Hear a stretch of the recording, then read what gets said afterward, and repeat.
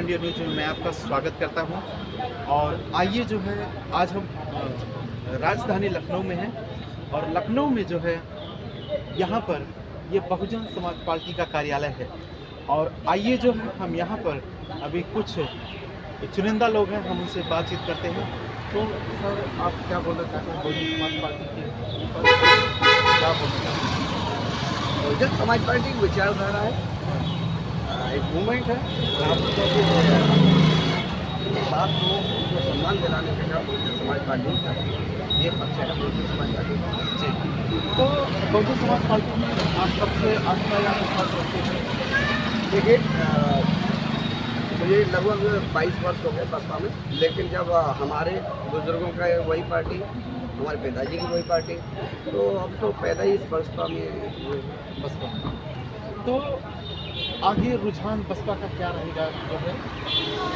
रुझान की बात बताऊँ, 2007 का जो पैटर्न था ना, वो परम आधारित है कि दोबारा उसे रिपीट करें।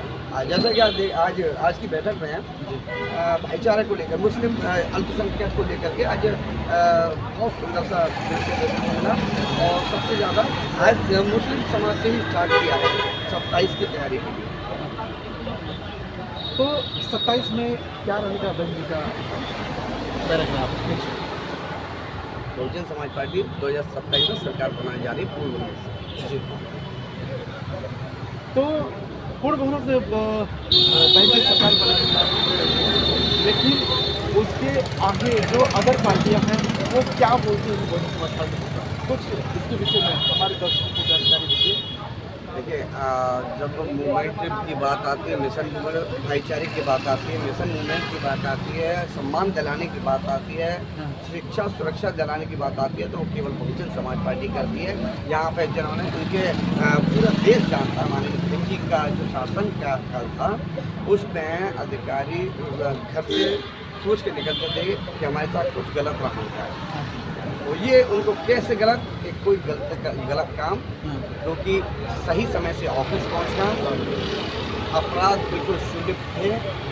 शिक्षा सुरक्षा की बात करें तो परम आदरणीय बहन जी की सरकार में जो आज तक जगह जगह पर उन्हीं को उदाहरण दिया था कि मुख्यमंत्री रही तो बहन जी ही रही थी, उनकी बराबरी कोई शासन नहीं अच्छा चला पाया। तो बहन जी के शासनकाल में जो देखने को मिला शासन, जैसे उसमें आप क्या बोलना चाहते हैं? जो सताव है दलितों के ऊपर या महिला के ऊपर जो सताव है, इसके विषय में बहन जी की सरकार में कैसे रहा, इसके विषय में थोड़ा आप क्या? मैं सरकार में उन लोगों को ज़्यादा दोषी मानूंगा जो SC के लोग हैं, सांसद भी हैं, विधायक भी हैं, मंत्री भी हैं, अल्पसंख्यक बोर्ड भी मिला है, अल्पसंख्यक की बात नहीं कर पाते, अनुसूचित जाति का बोर्ड के लोग हैं, वो उनके साथ बहुत अत्याचार का लोग मानता हूँ कि पद पर तो बैठे हो, लेकिन अपने लोगों की बात तो आप नहीं रख पाते। वैसे पद से मुझे लगता है तुरंत त्याग पत्र देना चाहिए। आप नए कुछ हर दिन ऐसा कोई दिन नहीं जहाँ बहन बेटी के साथ बलात्कार, कहीं बड़ी लूट डकैती, कहीं जातिवाद की बात।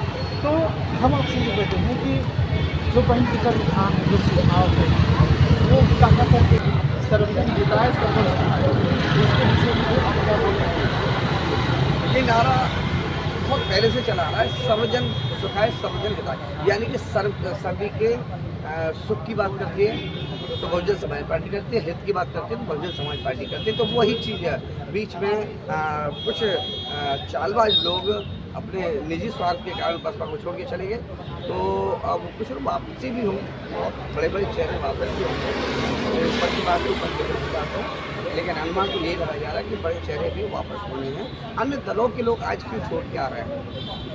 हाँ, कहीं ना कहीं कहीं ना कहीं अन्य दल के लोग भी जो है बहुजन समाज पार्टी में आ रहे हैं। इसलिए हम पूर्ण बहुमत से सरकार बनाने का